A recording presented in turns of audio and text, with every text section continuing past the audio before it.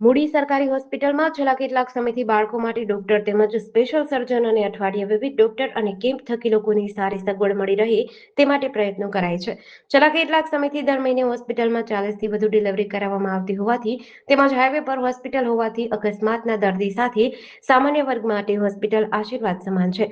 તાલુકામાંથી આવતા દર્દીઓને આ મોડર્ન લાઇફસ્ટાઇલથી વિવિધ બીમારીના લોહી પરીક્ષણ અને ગંભીર બીમારીના નિદાન અને સારવાર માટે ડિસ્ટ્રિક્ટ બેંકના ચેરમેન હરદેવસિંહ પરમાર અને ઓમદેવસિંહ ઝાલાના માર્ગદર્શન હેઠળ મૂડી સહકારી માર્કેટિંગ સોસાયટી દ્વારા ગ્રામ વિકાસ ફંડ દ્વારા fully auto bio chemistry machine અંદાજે 5 લાખના ખર્ચનું મૂડી સામૂહિક આરોગ્ય કેન્દ્રને ફાળવણી કરવામાં આવતા સ્થાનિકોમાં આનંદની લાગણી ફેલાઈ છે.